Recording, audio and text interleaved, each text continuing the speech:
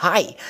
Just a quick heads up, I don't get to talk that much in this first episode because the narrator gives a lot of backstory, but I found a cool loophole for future videos, so that won't be an issue. Okay, welcome to Let's Play.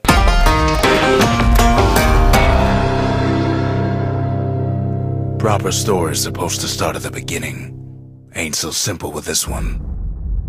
Now here's a kid whose whole world got all twisted, leaving him stranded on a rock in the sky.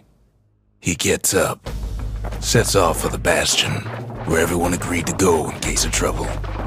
Ground forms up under his feet as it pointing the way. He don't stop to wonder why. Finds his lifelong friend, just lying in the road. Well, it's a touching reunion. He sees what's left of the rippling walls, years of work undone in an instant, in the calamity. That a survivor? No, ma'am. It's a gas fella, forced out from underground. Kid pops him good. Fella got a piece of him, though. No, he didn't. Okay, I got 2 seconds to talk. An old repeater falls out of the sky. Never mind. A gift from the gods, but it'll have to do. Kid's worked up quite a thirst by now, so that fountain looks real inviting.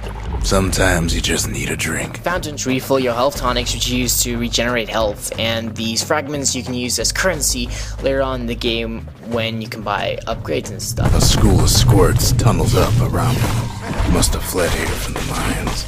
I'm about to pick up a memento. These serve as collectibles as well as a bit of backstory.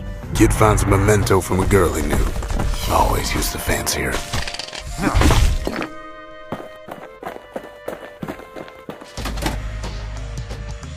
He sets foot inside one of Caelondia's famous watering holes.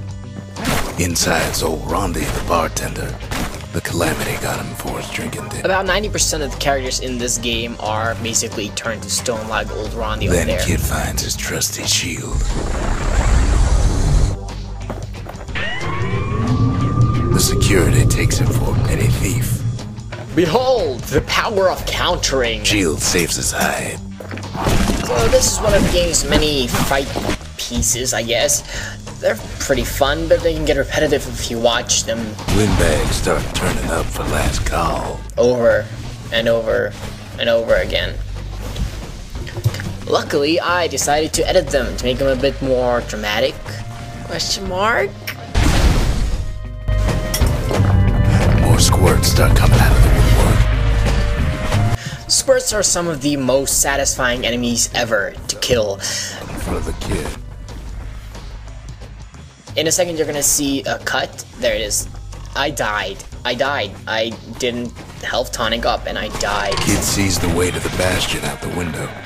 It's a bit of a drop.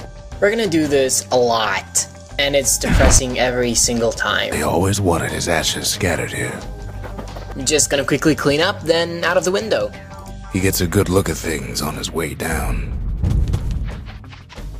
He lands on top of a breaker's bow, and it ain't broke. That's my favorite line in this game. Kid spies a good perch for some target practice. White flash, let go, power shot. All the way back. I'm about to pick up a weapon upgrade. You need it along with some fragments and the forge to be able to upgrade your weapons and make them awesome. Fastest man in the land. Good news is the emergency defenses still work. Bad news is they're aiming for the kid. The song that just started in the background is called Spike on a Rail, and it's easily one of the best songs on the soundtrack. Darren Cord did such an amazing job with this song. That's the old tone. He's a mighty fast learner. So I just picked up a secret skill. Not that secret, but whatever. They're basically special attacks.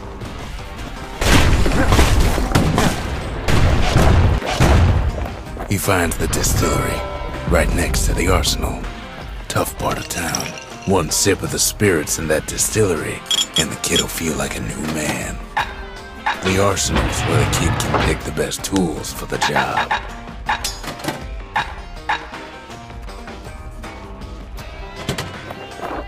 Okay, so I took fetching fizz in the distillery because it makes gathering these fragments a lot easier. Oh, and also that shot that just murdered half of the squirts, that is what the dancing shot does. Birthing like crazy in a couple of corn bins. The squirt spawners? Yeah, words cannot describe the amount of annoyance they cause.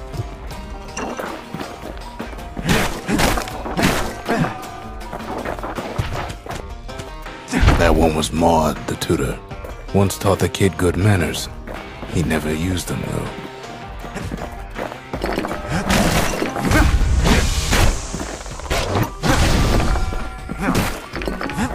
An old ferry barge sends the kid on his way.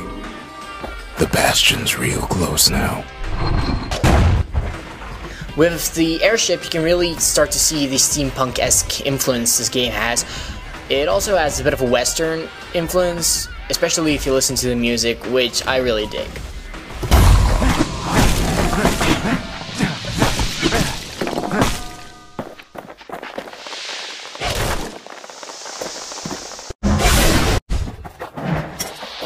This is probably as close as we're gonna come to a boss battle. The game doesn't really do them at all. Smell of barley and spoiled blueberries fills the air.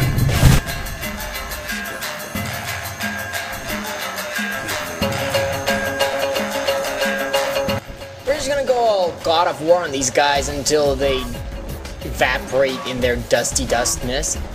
Oh, and as if this battle isn't terrible enough, we got these popcorn makers. Yay!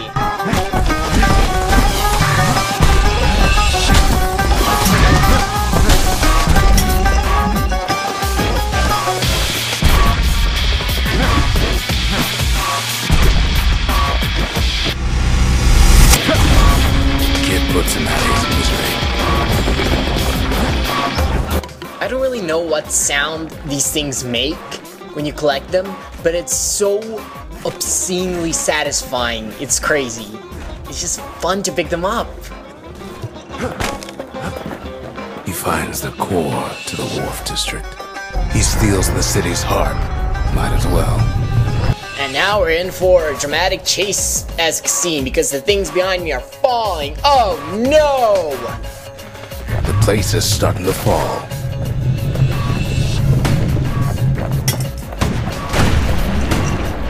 See, that core kid took was the only thing making this particular rock stay afloat.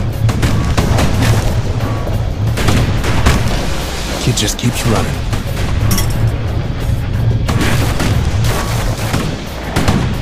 Fun fact, this is not the original music of the sequence. I edited this one in because I like this track more and I'm too lazy to change it. Yep.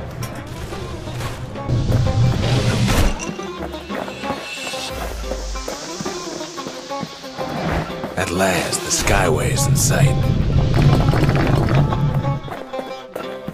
Whisks him where he needs to go. Now the kid sees something stranger still. Not to sound pretentious or anything, but the past 8 minutes are gonna be pretty hard to top. Anybody else survive? Sure enough, he finds another. He finds me.